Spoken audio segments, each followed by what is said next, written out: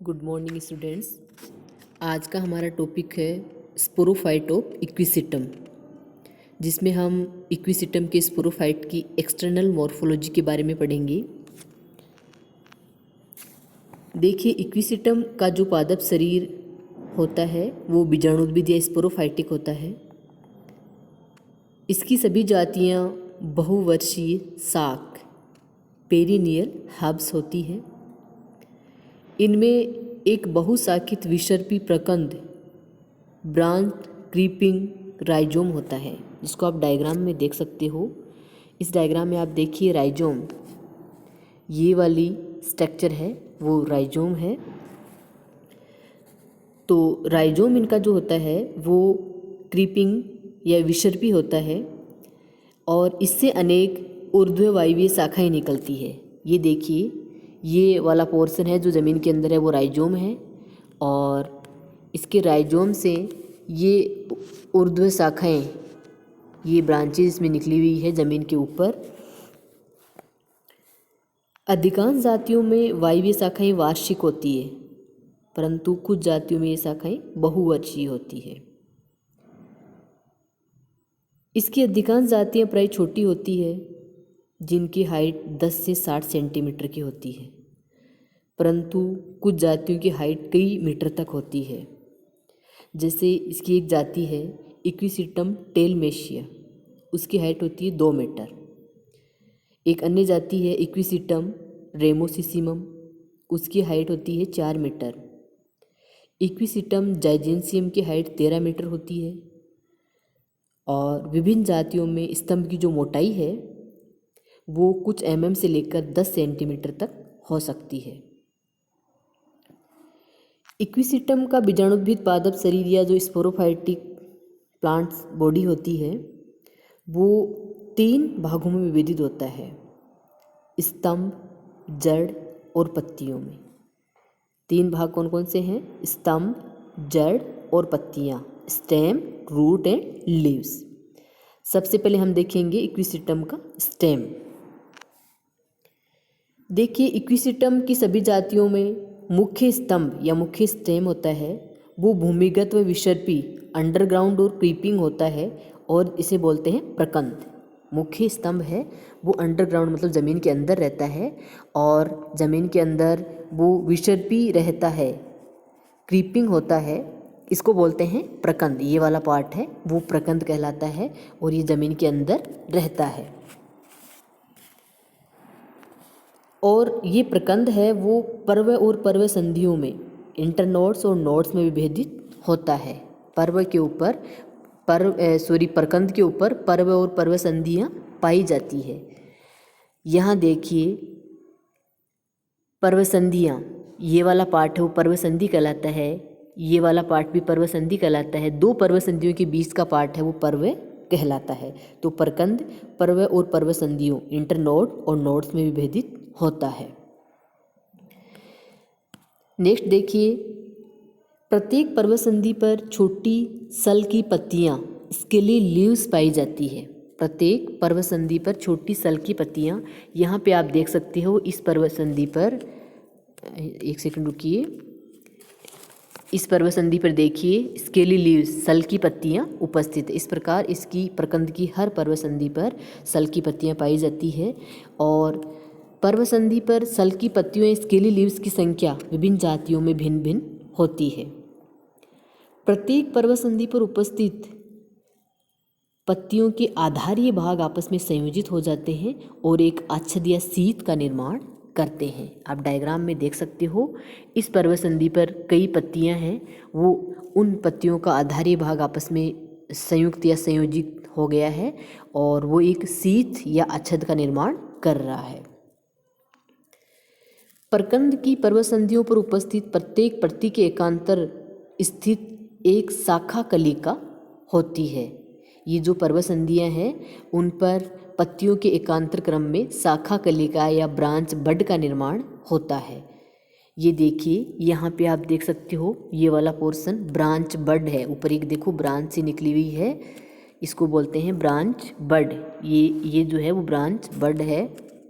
एक सेकेंड आप रुकिए, ये जो छोटा सा आपको दिख रहा है ये इसकी ब्रांच बड है। तो प्रत्येक पर्वतसंधि पर इस प्रकार की ब्रांच बड पाई जाती है। इनमें से एक या अधिक ब्रांच बड ऊर्ध्व वायवीय शाखाओं में विकसित होती है। ये जो शाखा कलिकाएं या ब्रांच बड है उनमें से कुछ कलिकाएं वायवीय शाखाओं के रूप में विकसित होती है।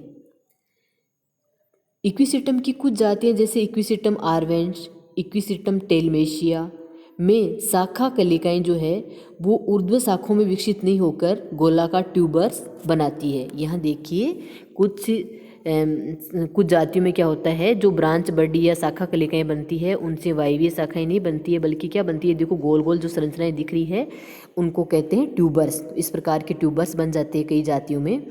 और ये ट्यूबर्स जो होते हैं वो चिरकालिक अंग यानी लंबे समय तक जिंदा रह सकने वाले अंग होते हैं। और अनुकूल परिस्थितियों में क्या होता है, ये एक नए पौधे के रूप में विकसित हो सकते हैं। मतलब ये पौधे को, इक्विसेटम को प्रतिकूल परिस्थितियों से बचाने की एक टेक्निक होती है। और जब अनुकूल परिस्थितियाँ आती है तब ये ट्यूबर्स अंकुरित होकर नए पादप का निर्माण करते हैं। नेक्स्ट देखिए, प्रकंद की पर्वतसंधि से दो प्रकार के वायवीय पर्रोह निकलते हैं।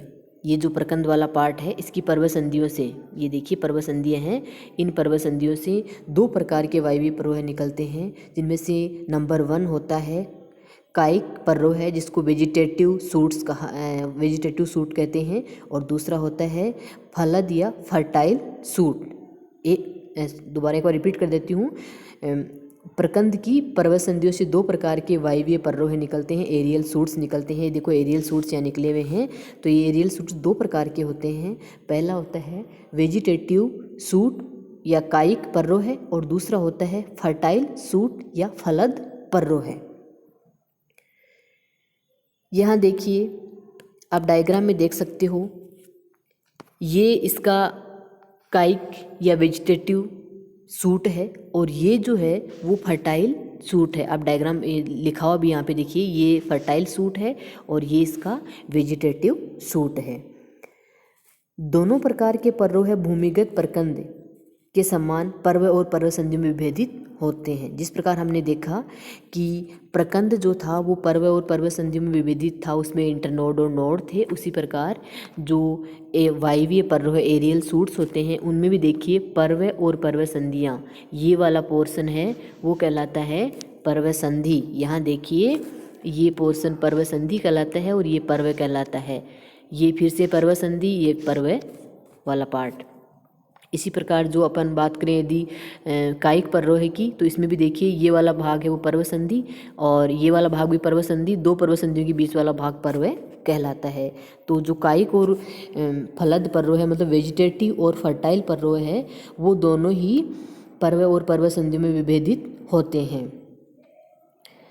अधिकांश जातियों में कायिक पर्रोह शाखित होते हैं, लेकिन कुछ जातियों में ये अशाखित भी हो सकते हैं। ये कायिक पर्रोह है वो अधिकांश जातियों में शाखित होते हैं, इनमें शाखाएं निकलती है। जैसे देखिए इस कायिक पर्रोह में एक शाखा ये है, दूसरी शाखा ये निकली हुई है।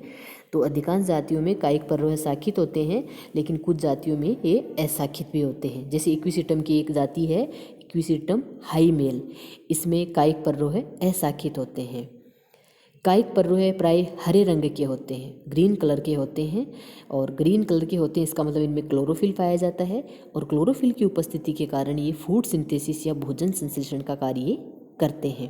तो कायिक पर्रोह ग्रीन कलर के या हरे रंग के होते हैं और ये भोजन संश्लेषण का कार्य करते हैं। इसके विपरीत जो फर्टाइल सूट या फर्टाइल या फलद पर्रोह है, देखो ये फर्टाइल पर्रोह है, फलद पर्रोह है, ये अशाखित होते हैं। जैसा कि हमने अभी कायिक पर्रोह में देखा कि कायिक पर्रोह शाखित होते हैं, जबकि जो फलद या फर्टाइल पर्रोह है वो अशाखित होते हैं।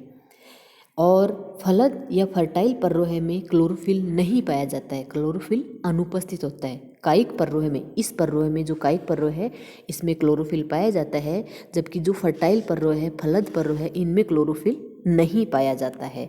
और क्लोरोफिल की अनुपस्थिति के कारण ये फूड सिंथेसिस का कार्य नहीं करते हैं। इस प्रकार इनका केवल कायिक पर्रोह है वो ही फूड सिंथेसिस का कार्य करता है। जो फलद या जो फर्टाइल पर्रोह है वो फूड सिंथेसिस का कार्य नहीं करता है। नेक्स्ट देखिए, जो फलद पर्रोह होता है उसके शीर्ष भाग पर एक शंकु या स्ट्रोबाइलस उपस्थित होता है। आप डायग्राम में आसानी से देख सकते हैं, ये दो फलद पर्रोह है और इन दोनों के शीर्ष भाग पर देखिए, एक तो ये और दूसरा वाला ये। तो फलद पर्रोह या फर्टाइल पर्रोह है। फर्टाइल पर्रोह के शीर्ष भाग पर शंकु या स्ट्रोबेलस प्रेजेंट होते हैं। यहाँ देख सकते हैं आप फिर से, ये वाला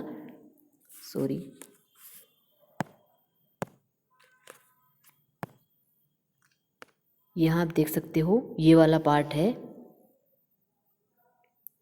ये वाला पोर्शन जो है वो शंकु या स्ट्रोबेलस है। तो फर्टाइल पर्रोह के शीर्ष भाग पर शंकु या स्ट्रोबाइलस प्रेजेंट होते हैं। कायिक पर्रोह की प्रत्येक पर्वत संधि पर अनेक शाखाएं विकसित होती है और ये शाखाएं एक चक्कर में व्यवस्थित रहती है। आप देख सकते हो डायग्राम में, कायिक पर्रोह है जो है उस पर शाखाएं हैं और ये शाखाएं, ये देखिए कायिक पर्रोह की जो पर्वत संधियाँ हैं उन पर्वत संधियों पर शाखाएं हैं और ये शाखाएं एक चक्कर में व्यवस्थित रहती है। कायिक पर्रोह पर पाई जाने वाली ये शाखाएं दो प्रकार की होती है। इनमें से पहला प्रकार है असीमित वृद्धि की शाखाएं, ब्रांचेज ऑफ अनलिमिटेड ग्रोथ। जैसा कि इनके नाम से स्पष्ट है कि इन शाखाओं की जो वृद्धि है वो असीमित होती है। तो मुख्य वायव्य पर्रोह के समान ये जो असीमित वृद्धि वाली शाखाएं हैं वो भी शाखित होती है, पर्व और पर्वत संधि में विभेदित होती है। आप देख सकते हो यहाँ पे लिखा हुआ है ब्रांच ऑफ अनलिमिटेड ग्रोथ। ये वाली जो ब्रांच है देखो, ये मुख्य वायव्य पर्वह था, उससे दो शाखाएं निकल रही, एक शाखा ये, दूसरी शाखा ये। तो ये शाखाएं हैं वो अनलिमिटेड ग्रोथ वाली शाखाएं हैं, ये शाखा और ये शाखा अनलिमिटेड ग्रोथ वाली शाखा हैं। और इन शाखाओं पर भी पर्व और पर्वत संधियाँ पाई जाती है, जिनको आप आसानी से यहाँ देख सकते हो। दूसरी होती है सीमित वृद्धि वाली शाखाएं, ब्रांचेज ऑफ लिमिटेड ग्रोथ। तो यहाँ देखिए, ये जो छोटी छोटी आपको शाखाएं दिख रही है ये ब्रांचेज ऑफ लिमिटेड ग्रोथ यानी सीमित वृद्धि वाली शाखाएं हैं। पहले अब हमने देखा था असीमित वृद्धि वाली शाखाएं, तो ये जो शाखाएं हैं वो असीमित वृद्धि वाली शाखाएं थी। इन शाखाओं पर पर्व और पर्वत संधियाँ उपस्थित है। दूसरी है सीमित वृद्धि वाली शाखाएं, तो ये जो छोटी छोटी आपको शाखाएं दिख रही है वो है सीमित वृद्धि वाली शाखाएं। और सीमित वृद्धि वाली शाखाओं पर भी पर्व और पर्वत संधियाँ पाई जाती है। अब देखो यहाँ डिफरेंस क्या है। असीमित वृद्धि वाली शाखाएं हैं, उनकी वृद्धि असीमित होती है। दूसरा ये है असीमित वृद्धि वाली शाखाएं खुद शाखित होती है, असीमित वृद्धि वाली शाखाओं के ऊपर भी और शाखाएं पाई जाती है। जबकि जो सीमित वृद्धि वाली शाखाएं हैं, नाम से स्पष्ट है उनकी वृद्धि सीमित होती है, लेकिन असीमित वृद्धि वाली शाखाएं अशाखित होती है। असीमित वृद्धि वाली शाखाओं के ऊपर और कोई शाखाएं नहीं पाई जाती है। और दोनों ही प्रकार की शाखाएं पर्व और पर्वत संधि में विभेदित होती है, चाहे असीमित वृद्धि वाली शाखा हो चाहे सीमित वृद्धि वाली शाखा हो, वो दोनों ही पर्व और पर्वत संधि में विभेदित होती है।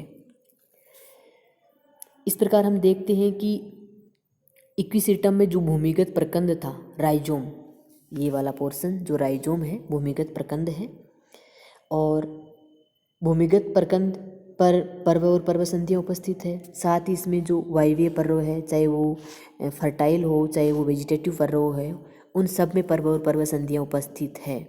एक बार फिर से रिपीट कर देती हूँ, इक्विसिटम के राइजोम यानी प्रकंद पर, जो भूमि के अंदर पाया जाता है प्रकंद, उसके ऊपर पर्व और पर्वत संधियाँ पाई जाती है।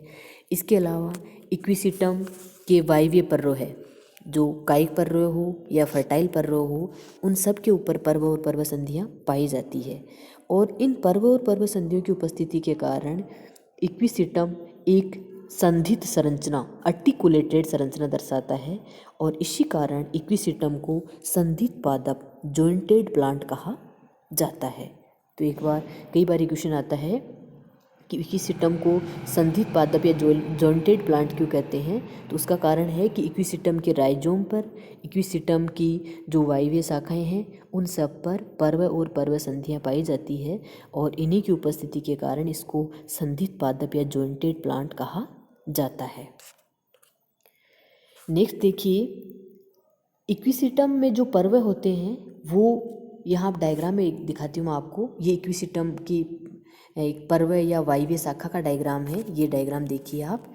तो इक्विसिस्टम का जो वायवीय जो पर्व होता है या फिर मतलब वायवीय पर्व की अपन देख सकते हैं, या फिर मतलब इसमें जो भी पर्व होते हैं इक्विसिस्टम के परकंद पर या फिर वायवीय पर्व पर जो पर्व वाला पोर्शन है, यहाँ आप देखिए डायग्राम में ये एक वायवीय शाखा दिखाई हुई है। इसमें ये नोड है, मतलब ये पर्व संधि है।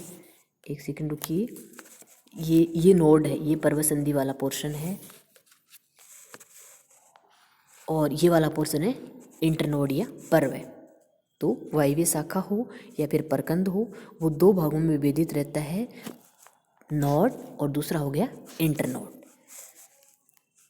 यहाँ पे जो पर्व या नोड वाला पार्ट है, इंटरनोड वाला पार्ट है,